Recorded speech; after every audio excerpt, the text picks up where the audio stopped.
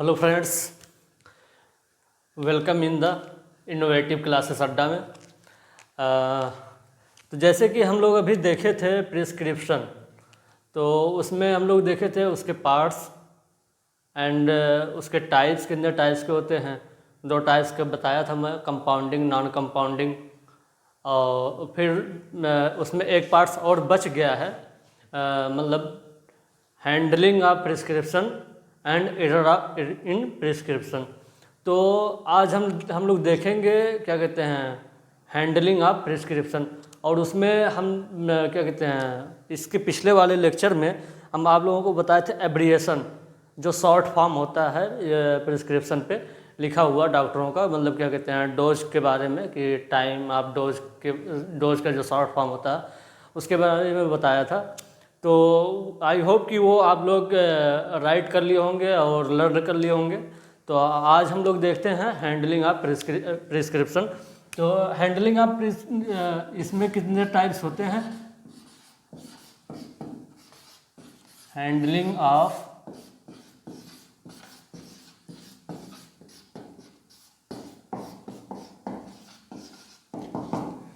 ये है, इसका डेफिनेशन है the following procedure should be adopted by the pharmacist while handling the prescription for compounding and dispensing of medicine या drug.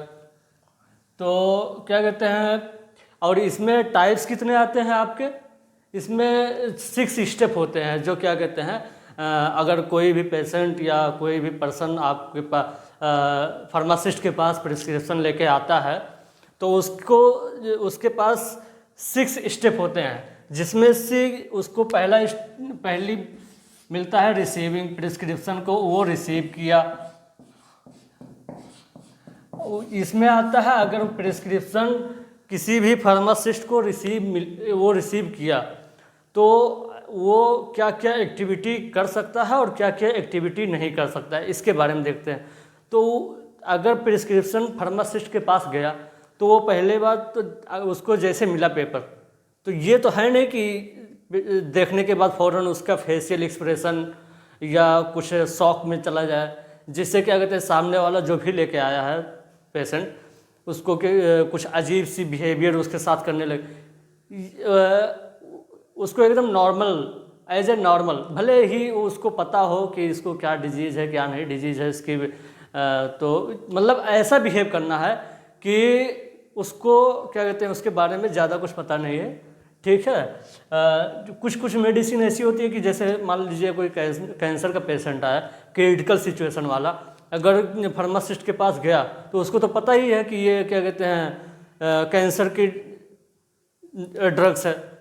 अब ये तो है नहीं कि अगर वहाँ पे वो बोल दिया कि आपके लिए बहुत क्रिटिकल सिचुएशन है, क्या कहते हैं ये मेडिसिन डॉक्टर साहब ने प्रिस्क्राइब की है, तो वहाँ अगर वो ऐसा बोल देता है तो वो उसका क्या कहते हैं कॉन्फिडेंस लेवल और डाउन हो जाएगा पेशेंट का। वो दवा लेने के लिए मेन चीज़ होती है कि साइकोलॉजिकली प्रॉब्लम, अगर किसी भी पेशेंट को आप ठीक करना चाहते हैं तो सबसे पहले उसको क्या कहते हैं पोलाइटली उससे बात करिए, उसके प्रति आपका इंटरेक्शन क्या है ये अपना जाहिर कीजिए। और उससे अगर क्या कहते हैं आप रूड तरीके से बात कर रहे हैं तो फिर तो ये क्या कहते हैं आप उसको डायरेक्टली बोल रहे हैं कि आपको ये है, तो वो और भी अच्छे से ठीक नहीं और जल्दी ठीक नहीं हो सकता। और दूसरा स्टेप आता है रीडिंग एंड चेकिंग। जैसे कि क्या कहते हैं वो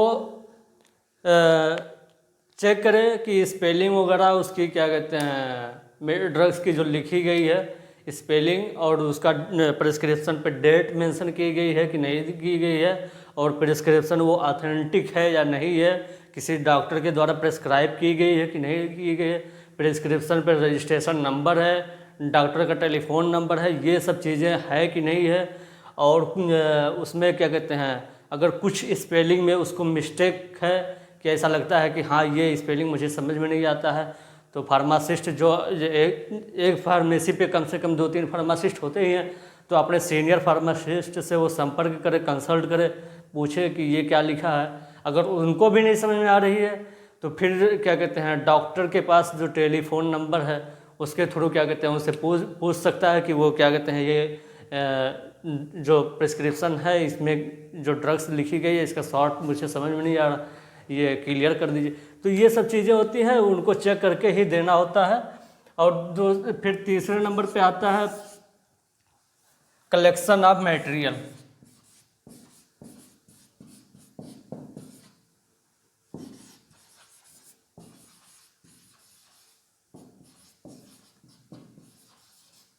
कलेक्शन ऑफ मटेरियल, वो चेक करने के बाद कौन कौन सी मटेरियल उसमें इंक्लूड करना है, क्या क्या है, उसको एक जगह अपने क्या कहते हैं कि अगर काउंटर है, काउंटर के राइट हैंड जो वेइंग बैलेंस रखा है जहाँ पे, उसके राइट या लेफ्ट पे रखे और पहले कलेक्ट कर ले सारे ड्रग्स को कलेक्ट करके।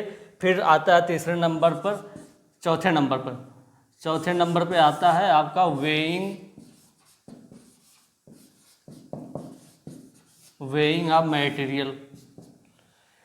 जो वेइंग ऑफ मटेरियल, जब आप क्या कहते हैं सारे ड्रग्स को कलेक्ट कर लिए उसके बाद आपको क्या कहते हैं उसको वेट करना है। वेइंग को सेंटर में रख के और एक तरफ क्या कहते हैं जो वेट नहीं किए हैं सबसे पहले मटेरियल ला के कलेक्ट किए हैं उसको एक तरफ रखेंगे और जो वेट कर लिए हैं उसको एक तरफ रखेंगे ताकि उसमें क्या कहते हैं कोई क्या कहते हैं एरर ना आए, अलग अलग करके रखेंगे। उसके बाद फिफ्थ नंबर पे आता है उसको कंपाउंडिंग करना। कंपाउंडिंग मतलब उसको मिक्स करना, मिश्रित करना, मिश्रण होता है जिसका क्या कहते हैं शुद्ध हिंदी, उसको कंपाउंडिंग, सारी दवाओं को मिक्स करना। अगर क्या कहते हैं जैसे पाउडर है 2 से 3 फॉर्म में जो पाउडर है, अगर उस पाउडर को मिला के किसी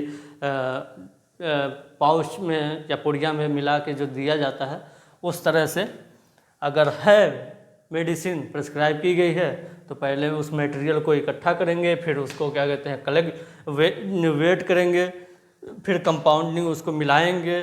फिर 6 नंबर पे आता है उसकी पैकेजिंग। उसकी पैकेजिंग ऐसे करेंगे अगर क्या कहते हैं जैसे क्या पाउडर है तो आपको कंटेनर उसके लिए ऐसा रखना होगा कि उसके अंदर मॉइस्चर वगैरह ना जा पाए।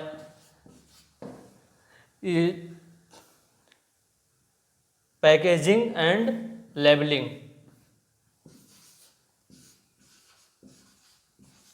ये लेबलिंग तो मोस्ट इम्पॉर्टेंट है क्योंकि इसी पे आपको डोज मेंशन करना होगा कि कितने टाइम लेना है और कितना लेना है। ठीक है, तो अब 6 नंबर पे यही आ गया आपका क्या कहते हैं पैकेजिंग एंड लेबलिंग।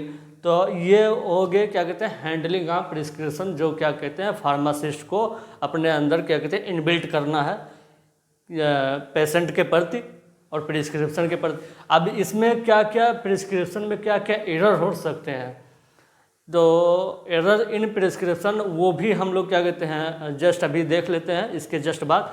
ठीक है, तो ये अगर नोट डाउन करना तो नोट डाउन कर लीजिए, उसके बाद एरर ऑफ प्रिस्क्रिप्शन देखते हैं हम लोग।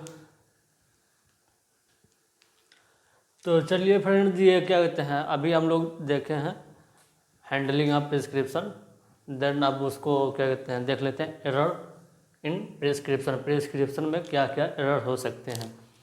तो पहला क्या एरर है एब्रीविएशन, मतलब जो शॉर्ट फॉर्म यूज होता है,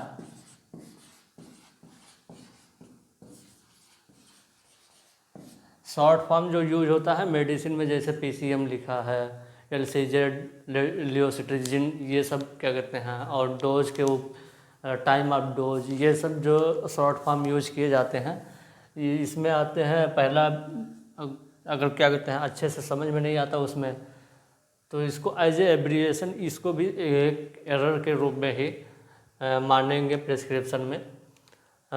देन आता है इसका क्या कहते हैं नेम ऑफ द ड्रग्स, जो ड्रग्स के नाम हैं। कुछ नेम ऐसे हैं कि एज ए बोलने में प्रोनाउंसिएशन करने में उसके नाम सेम आते हैं। जैसे आ गया आपका डिजिटॉक्सिन, डाइजॉक्सिन, ये इसे करके नाम है, एल्थ्रासिन, ये सब नाम आते हैं। उसमें क्या कहते हैं, इसका स्पेलिंग एज ए स्पेलिंग के मिस्टेक में नेम के उसमें लिया जाएगा।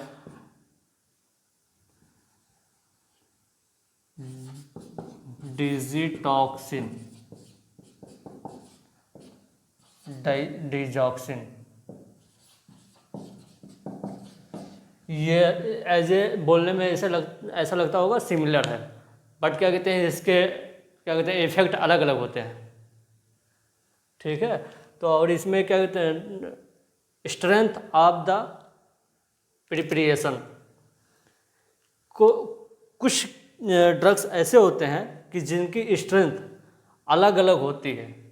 अगर उसको प्रिसाइज नहीं किया गया है कि इस स्ट्रेंथ की मेडिसिन पेशेंट को प्रेस्क्राइब नहीं किया गया है, तो उसको फार्मासिस्ट की रिस्पॉन्सिबिलिटी बनती है कि उसको पहले क्लियर कर ले कि किस स्ट्रेंथ की दवा उसको देनी है। अगर जैसे अब देख लीजिए, अब पैरासीटामॉल आ गया है, एक 625 mg और एक है 500 mg। अब इसमें ये देना है या ये देना है, ये दोनों डॉक्टर से कंसल्ट करके ही दिया जाएगा। अब उसको कौन सी किस तरह की फीवर है, ठीक है, ये स्ट्रेंथ ऑफ द प्रिपरेशन, किस स्ट्रेंथ की बनी हुई क्या कहते हैं मेडिसिन है, उसको दिया जाएगा। और 4th नंबर पे आता है doses form of the prescribe. जो ड्रग्स है उसमें क्या आता है कि जो कई फॉर्म में मिलते हैं, जैसे सिरप है, एलिक्जर है, टैबलेट है, कैप्सूल है। इसको भी क्या कहते हैं उस पर मेंशन करना, प्रिस्क्रिप्शन पे मेंशन करना ज़रूरी होता है, as a syrup, elixir, tablet, capsule, injection, ये उस पर एज ए फार्मास्यूटिकल इंग्रेडिएंट उस पर होता है। जो API में दिया हो, फार्माकोपिया में दिया रहेगा, उसी के अकॉर्डिंग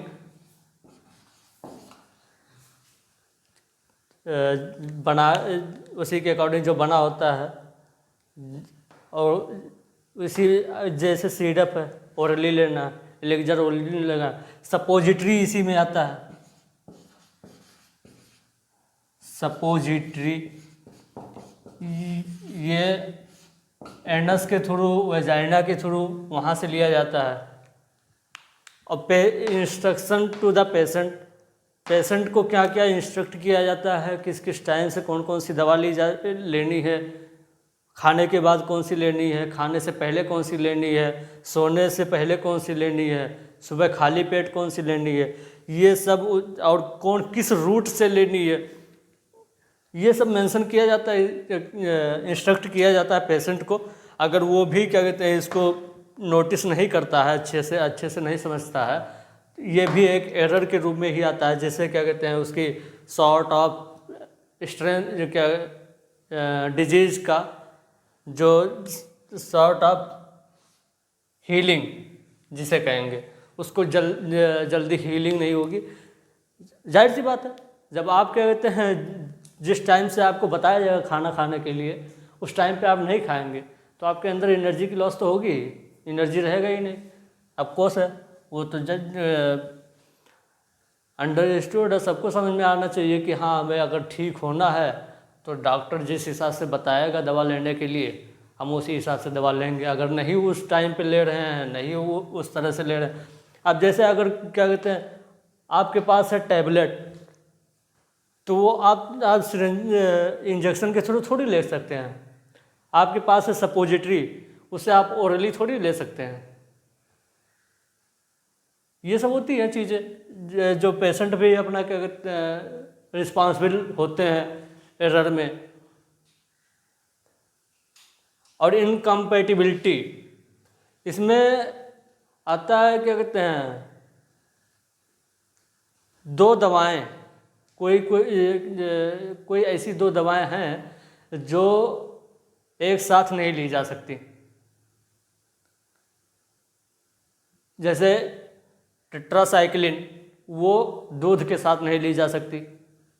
अगर उसको आप दूध के साथ लेंगे तो आपको फूड पॉइजनिंग या कुछ भी साइड इफ़ेक्ट, अच्छा खासा साइड इफ़ेक्ट दिखता है उसका। ये सब होती हैं एरर इन प्रिस्क्रिप्शन। तो आई होप कि आप लोगों को इन 2 लेक्चर के दौरान काफ़ी चीज़ें मालूमात मिली होंगी। तो ये मेरा प्रिस्क्रिप्शन का जो टॉपिक था ये अब यहीं पे होता है समाप्त। अब मिलते हैं नेक्स्ट टॉपिक में नए लेक्चर के साथ। जय हिंद, जय भारत, पढ़ते रहिए।